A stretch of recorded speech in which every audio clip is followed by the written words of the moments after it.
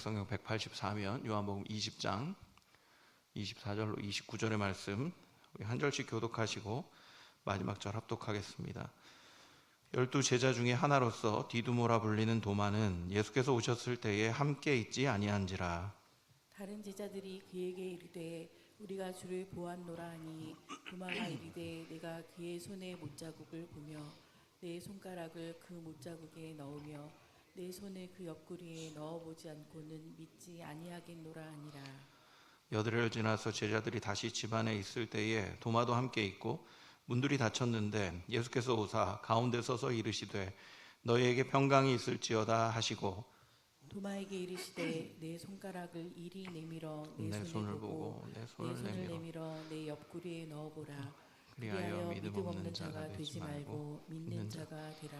도마가 대답하여 이르되 나의 주님이시요 나의 하나님이시니이다. 예수께서 이르시되 너는 나를 본고로 믿느냐 보지 못하고 믿는 자들은 복되도다 하시니라. 아멘. 오늘 본문은 우리들이 잘 알고 있는 도마에 대해서 기록하고 있습니다. 도마는 부활하신 예수님을 만난 제자들 그리고 부활하신 예수님을 증언하는 제자들을 향해서 내 손가락을 그 못자국에 넣으며 내 손을 그 옆구리에 넣어보지 않고는 믿지 않겠다라고 선언해 버립니다. 이후에 예수님께서는 그러한 도마에게 찾아오셨고 도마에게 이렇게 그가 한 말처럼 직접 만져보라고 말씀하십니다. 도마는 믿음의 고백을 드립니다마는 예수님께서 이런 말씀을 남기십니다. 29절 말씀 제가 다시 한번 봉독해 드리겠습니다. 예수께서 이르시되 너는 나를 본고로 믿느냐 보지 못하고 믿는 자들은 복되도다 하시니라. 예수님께서 도마를 향해 하신 이 말씀은 보고서야 믿는 도마, 그래서 우리들에게 의심 많은 도마라는 좀 불명예스러운 별명까지 얻게 된 그런 도마의 믿음을 책망하시는 말씀으로 많이 이해합니다.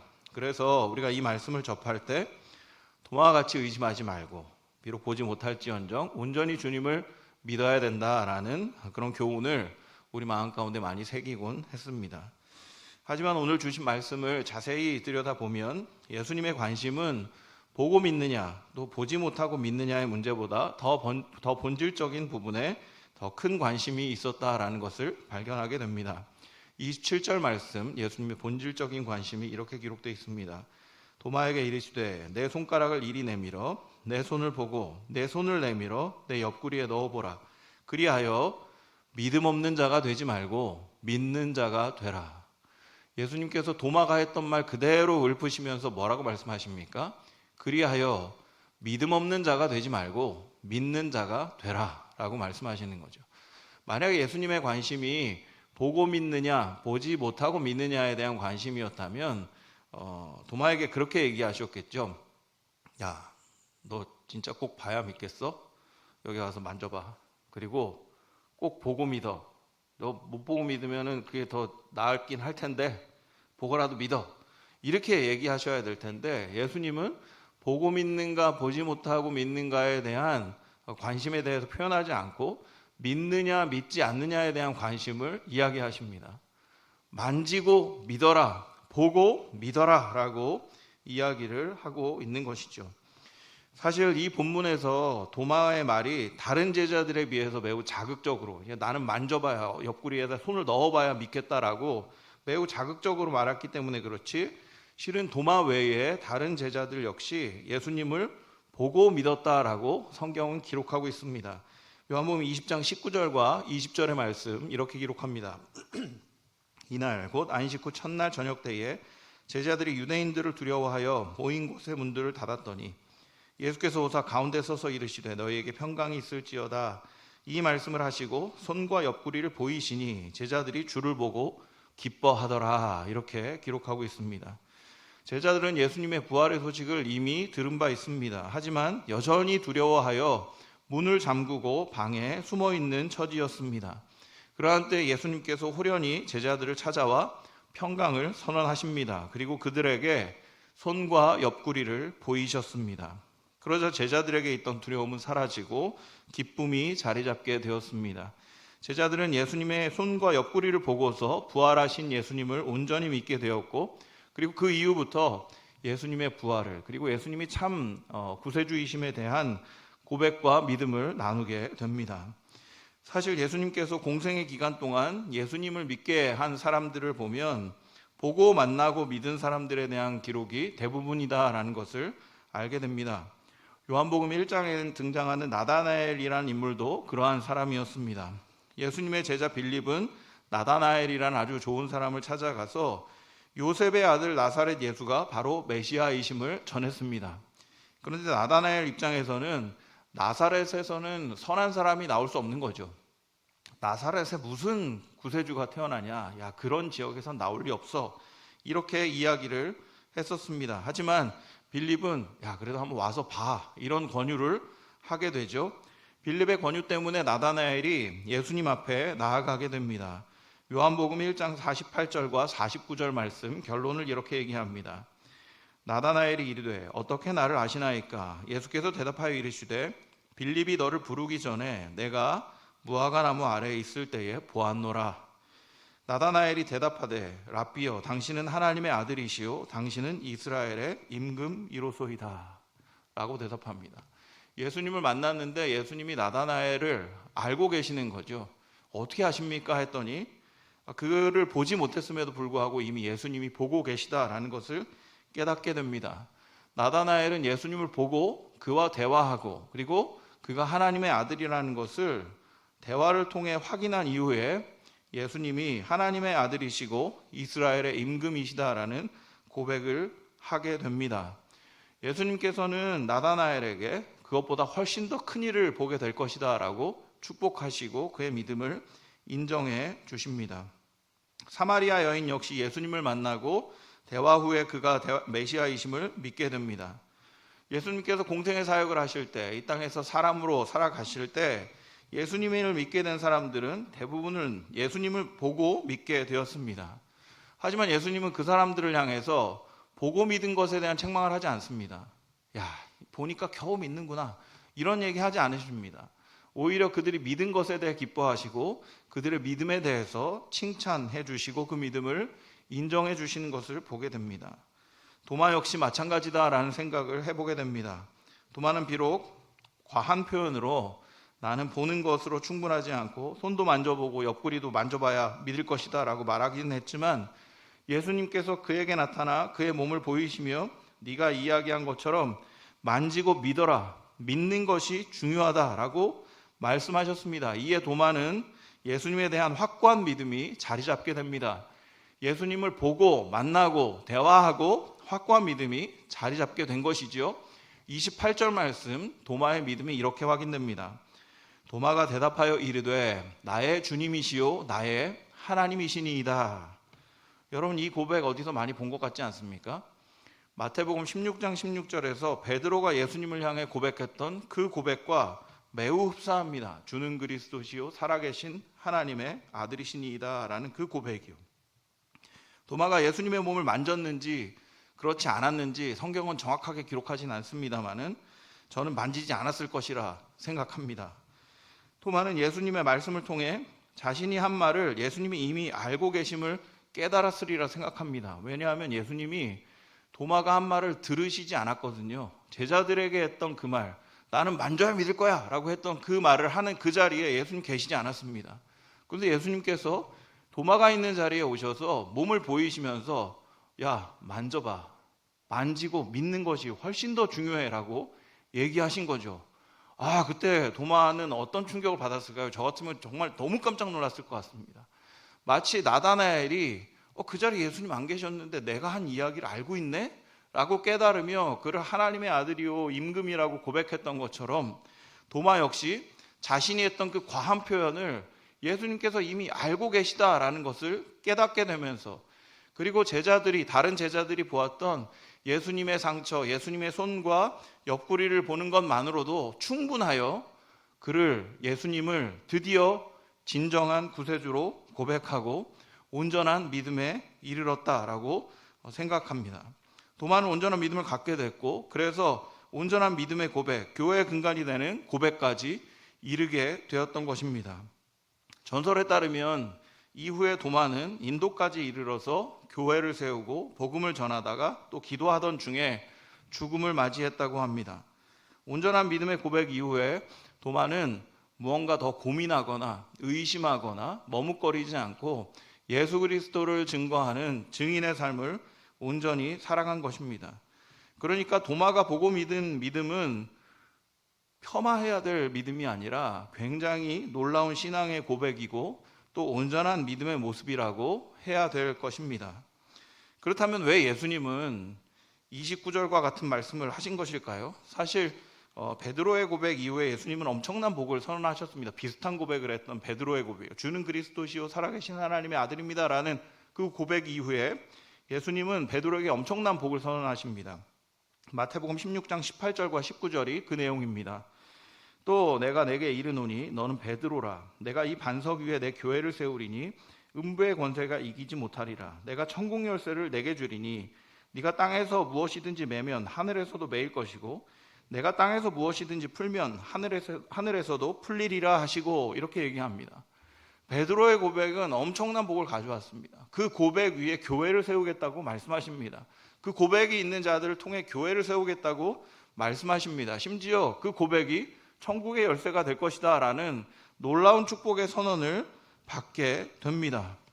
근데 여러분, 비슷한 고백을 했던 또 온전한 믿음으로 보여지는 그 도마의 고백에는 베드로 같은 칭찬의 말씀을커녕 오히려 책망하시는 것 같은 말씀을 주신다는 거죠. 29절 말씀 제가 다시 한번 봉독해 드리겠습니다. 예수께서 이르시되 너는 나를 본고로 믿느냐? 보지 못하고 믿는 자들은 복되도다 하시니라. 어떻습니까? 27절에서 믿는 것이 중요하다는 예수님의 관심사를 확인하긴 했지만 여전히 29절 말씀을 보면 보고 믿는 믿음보다는 보지 못하고 믿는 믿음이 더 복되다라고 보여지는 것 같지 않습니까? 그래서 좀 불편합니다. 야, 이거 믿는 게 중요하다 그러시더니만 믿음에 차등을 주네. 보고 믿는 것보다 안 보고 믿는 게 훨씬 더 복되다고 얘기하시네. 이거 안 보고 믿어야겠네. 뭐 이런 생각들이 좀 들게 되지 않습니까? 왜 굳이 믿는 것이 중요하다라고 말씀하셨던 예수님께서 뒤에 가서는 보고 믿는 것보다 보지 못하고 믿는 것이 더 귀하다라는 듯한 메시지를 남기신 걸까요? 예수님의 이제 이후 사역을 생각해 보면 이 메시지는 다분히 의도가 있다라는 생각들을 하게 됩니다. 여러분, 이제 예수님이 부활하셨습니다. 이제 곧 뭐 하셔야 되죠? 승천하셔야 합니다. 여러분, 지금까지 예수님께서 3년간 공생애를 지내실 때는 예수님을 보고 믿을 수 있었습니다. 많은 사람들이 예수님을 찾아오고 예수님과 대화를 하고 그의 이적을 경험하고 예수님을 믿을 수 있었습니다. 그런데 이제 어떻게 되죠? 예수님 승천하시면 보고 믿을 수 있는 길이 열리지 않습니다. 듣고 믿어야 돼요. 보지 못하고 믿어야 되는 성도들만 남는 겁니다. 근데 여러분, 지금 이 요한복음이 쓰여진 이 요한복음 요한복음서를 누가 읽고 있었을까요? 저는 보고 믿은 사람들보다 보지 못하고 믿었던 성도들이 훨씬 더 많이 읽었을 것이라 생각합니다. 여러분, 그들 마음에 어떤 생각이 있었을까요? 예수님에 대한 이야기들, 특별히 사도들에게 직접 예수님에 대한 이야기를 듣고 그들의 믿음을 확인했던 성도들은 어떤 생각을 했을까요? 저 같으면 그랬을 것 같습니다. 나도 봤으면 제대로 믿었을 텐데. 나도 좀 보여주시지. 이런 생각이요. 보고 믿은 사람들 정말 복되구나. 나는 보지 못해가지고 좀 답답한 부분이 있는데 보고 믿은 사람들의 복은 왜 나에게 주어지지 않지? 이런 생각들을 하면서 살고 있었던 성도들이 많지 않았겠습니까? 그런 성도들을 예수님이 모르셨을 리 없으셨겠죠. 그들을 염두에 둔 이야기라 생각이 됩니다. 보지 않아도 믿게 되는 것이 복이다라고 이야기하고 계시는 거죠. 오히려 보지 않고 믿는 것이 더 큰 복이다라는 뉘앙스를 주시면서 남아있는 성도들, 이후에 예수님을 보지 못하고도 믿게 되는 성도들을 향해 격려하고 믿음에 대해서 더욱더 복을 주시는 그런 내용으로 이해하는 것이 훨씬 좋다라는 것이죠. 보고 믿는 믿음이나 보지 못하고 믿는 믿음이나 동일하게 귀한 것입니다. 하지만 예수님께서 승천하시고 이제 성령께서 오셔서 일을 하시고 깨닫게 해주신 것에 반응하는 성도들의 그 반응 또한 귀하고, 그리고 그러하기 때문에 보지 못하고 믿은 성도들의 믿음이 더 복되다라고 격려하시는 장면이 바로 이 장면이라는 것이죠. 그렇다면 예수님께서는 왜 보지 못하고 믿는 것에 대해서 이렇게 강조하시는 걸까요? 이후에 오시는 성령님의 사역이 더 복된 것처럼 느껴질 수 있기 때문입니다. 성도들에게. 여러분, 요한복음 14장 26절과 그리고 15장 26절에는 예수님께서 성령에 대해 이렇게 설명하십니다. 보혜사 곧 아버지께서 내 이름을 보내실 성령, 그가 너에게 모든 것을 가르치고 내가 너에게 말한 모든 것을 생각나게 하리라. 15장 26절은 내가 아버지께로부터 너에게 보낼 보혜사 곧 아버지께로부터 나오시는 진리의 성령이 오실 때에 그가 나를 증언할 것이요 라고 얘기합니다. 예수님께서 승천하시지만 보혜사 성령께서 오셔서 예수님이 지금까지 하셨던 것을 모두 가르치시고 깨닫게 하고 생각나게 하실 것이다 라고 얘기합니다. 그래서 복된 겁니다. 보지 못할지라도 말씀을 접하게 되었을 때 성령께서 증언하시고 깨닫게 될 것이기 때문에 보는 것과 같은 효력을 누리게 되는 것이죠. 그래서 예수님께서는 제자들에게 이렇게까지 얘기하셨습니다. 요한복음 16장 7절 말씀, 그러나 내가 너에게 실상을 말하노니 내가 떠나는 것이 너에게 유익이라. 내가 떠나가지 아니하면 보혜사가 너희에게로 오시지 아니할 것이요 가면 내가 그를 너희에게로 보내리니. 여러분, 예수님이 곁에 있는 게 훨씬 복된 것 아닙니까? 그런데 예수님은 그게 유익이 아니라고 얘기해요. 예수님이 떠나지 않는 것이 유익이 아니라고 얘기하면 떠나지 않는 것이 복되지 않다라고 얘기하는 겁니다. 왜 예수님께서 떠나는 것이 유익이 됩니까? 보혜사가 오실 것이기 때문이죠. 보혜사께서 성령께서 오셔서 말씀을 기억나게 하시고 깨닫게 하시고 증언하시는 그 내용이 훨씬 더 귀하고 복되기 때문에, 그리고 그것을 통해 보지 못하고 믿게 되는 그 믿음이 귀하고 복되기 때문에 예수님께서 그렇게 말씀해 주신 것이라 생각됩니다. 그러므로 여러분, 29절 말씀을 접할 때마다 보고 믿는 것과 보지 못하고 믿는 것의 우열을 가르는 말씀이라는 생각을 버리셨으면 좋겠습니다. 오히려 이 말씀을 보면서 와, 나는 보지 못하고 믿게 되는 은혜를 누렸구나. 비록 보지는 못했지만 성령께서 우리 가운데에 증언하시고 깨닫게 해주시고 알려주셔서 보지 못했지만 본 것 같은 은혜를 누리는구나. 그 복이 나에게 자리 잡았구나. 그 믿음이 나에게 자리 잡았구나.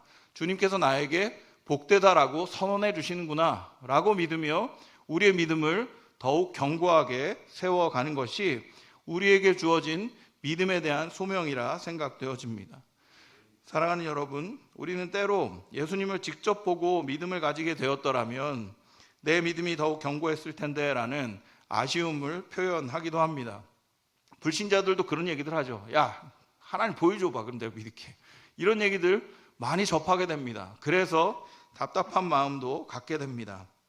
하지만 예수님께서는 보고 믿는 믿음이나 보지 못하고 믿는 믿음이 모두 복된 믿음임을 말씀해 주고 계십니다. 그렇기 때문에 이 사건을 마무리하면서 요한복음 20장 31절은 이렇게 마무리합니다. 오직 이것을 기록함은 너희로 예수께서 하나님의 아들 그리스도이심을 믿게 하려 함이요 또 너희로 믿고 그 이름을 힘입어 생명을 얻게 하려 함이니라. 여러분, 보지 못하고 믿게 하려 함이요가 아니에요. 왜 이 말씀을 기록합니까? 보고 믿는 사람도 있고 보지 못하고 믿는 사람이 있는데 그 믿음이 중요하다는 겁니다. 이 내용이 기록된 것은 믿게 하기 위함이고 또 그 믿음을 통해서 생명을 얻게 하려 함이다라고 명확하게 목적을 이야기하고 있는 것이죠. 그렇기 때문에 믿음이 있는 것에 대해 감사하는 이 시간이 되길 원합니다. 보지 못했지만 믿음을 주셨고 그 믿음으로 생명을 얻게 된 것에 대해 감사하는 시간이 되길 원합니다. 그리고 여전히 보지 못하지만 성령께서 우리를 더 많이 가르쳐 주시고 더 많이 깨닫게 해주시고 그 믿음이 더욱더 굳건해지기를 기대하고 기도하며 주 앞에 나아가야 될 줄로 믿습니다. 말씀을 접하게 될 때 보혜사이신 성령께서 예수 그리스도를 보여주실 것입니다. 우리가 말씀 앞에 나아갈 때 보혜사이신 성령께서 우리에게 예수 그리스도를 증언해 주시고 더욱더 견고한 믿음으로 세워 주실 것입니다. 오늘 말씀 앞에서 주님을 향한 참된 고백 가지고 또 온전한 믿음을 가지고 온전한 삶을 살아가기로 결단하는 우리 모두가 되기를 주님의 이름으로 축원드립니다. 기도하겠습니다. 사랑이 많으신 아버지 하나님, 오늘 말씀 앞에서 믿음이라는 것이 매우 중요한 가치임을 기억하게 하시니 감사합니다. 때로 우리는 보고 믿는 믿음에 대해서 좀 원하기도 하고 보지 못했기 때문에 내 믿음이 연약하다라는 오해를 하기도 합니다만은 오늘 말씀을 통해서 보지 못한 믿음이 보고 믿은 믿음과 동일한 복임을 돌아보게 하시니 감사합니다. 아니 오히려 성령을 통해서 더 명확하게 깨닫고 더 명확한 증거를 얻게 하여 주심에 감사를 드립니다. 우리가 성령을 의지하여 비록 주님을 보진 못했지만 오히려 말씀을 통해 주님을 보는 것과 같은 은혜를 누리고 또 말씀을 통하여서 더욱더 큰 증언을 누린다라는 사실을 기억하며 더 강한 믿음으로 또 도마와 같은 온전한 믿음의 고백을 가지고 우리의 삶을 주님께 올려드리는 우리 모두가 되게 하여 주시옵소서.